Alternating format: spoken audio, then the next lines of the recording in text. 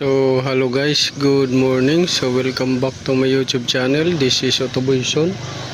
So ngayon guys, ang gagawin natin ngayon ay magre-repair tayo ng fuel pump ng Nissan Sefero V6 engine. So ito siya, kaya pupugak-pugak dahil barado na yung fuel filter niya doon sa intang.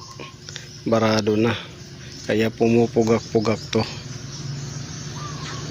Tapos walang pwersa. So yan yung so ang ginawa natin, dahil walang mabili dito sa area natin, i-repair natin ito. So ngayon, ito yung ipapakita ko sa inyo na technique kung paano mag-repair nito na hindi magbara agad ng basta-basta. So ito guys, bumili lang kayo ng Scotch-Brite. Ito, bili kayo Scotch-Brite. Tapos ngayon, yun ang itapan ninyo para hindi rekta na magbara dito sa filter na to. Kasi yung filter na to guys ay sobrang pino. Mas pino pa to sa butas ng karayom. So madaling magbara to. So yan yung i-repair natin para magkaroon kayo ng idea kung paano mag-repair nito. So ito guys, kuha kayo ng Scotch-Brite. Ito, butasan ninyo dito. Yan. At ipasok nyo dito. Tansyahin ninyo kung saan yung sentro. Yan. So pagka mayroon ng ganyan siya, kuha kayo ng isa. So yan, dalawa na siya. So ngayon, tatahiin ninyo to.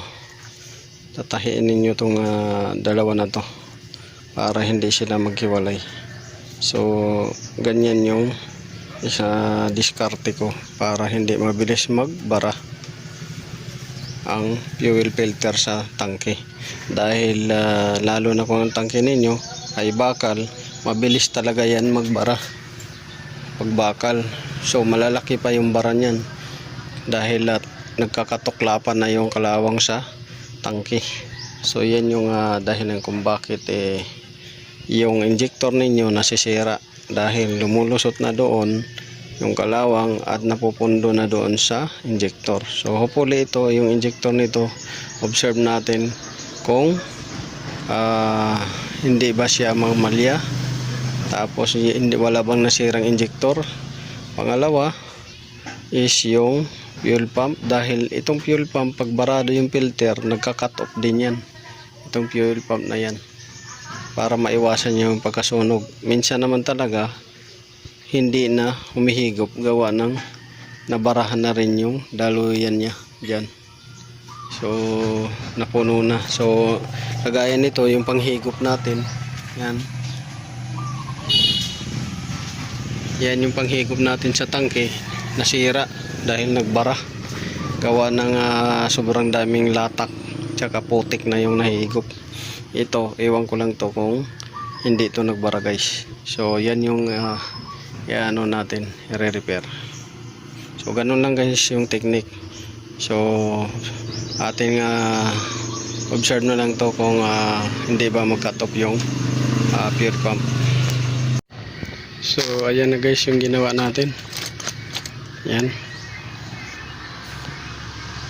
So sinapawan lang natin para bago pumunta doon sa pinong-pino na filter, masasala niya muna yung iba dito. Yan. Effective yan guys. Walang halong ano yan, biro pagka ginanyan nyo yan. So kakabit na natin to, at para mapaandar natin at matest natin yung motor kung magka-cut out pa ba. So tara guys, samahan nyo ako doon sa ating gagawin sasakyan. So pagka ganito, bago pumunta doon sa pinong-pino na kuhan filter, dadaan niya muna dito yung malalaki at maliliit. Masasala din yan ng maliliit. So yan guys, tara, so, ating ikabit. So dito na tayo guys sa loob ng makina. So naikabit na natin, ayun.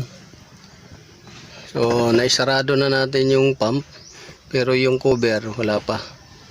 Dahil check natin yan kung magmamalfunction ba. So yan yung ano natin gagawin. Yan. Nakabit na natin guys. So paanda rin natin kung one click. Dahil dati hindi ito one click. Yan. Paanda rin natin.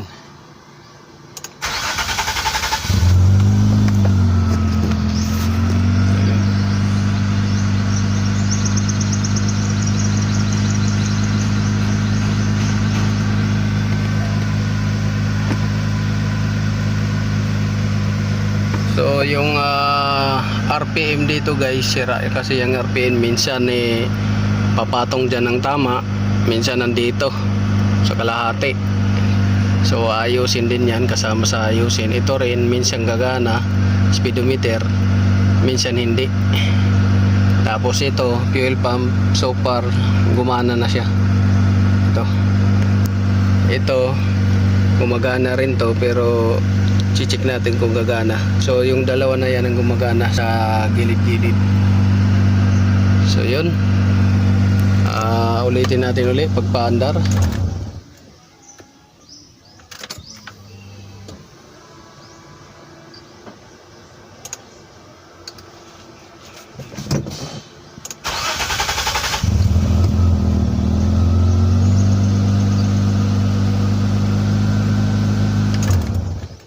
So last, andarin natin.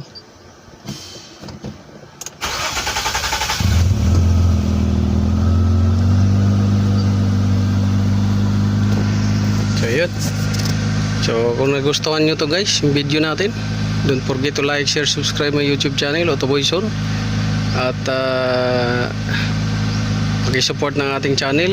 Huwag nyo i-skip po yung ads natin para makagawa pa tayo ng mga ibang content. So maraming salamat. This is Autoboy Son.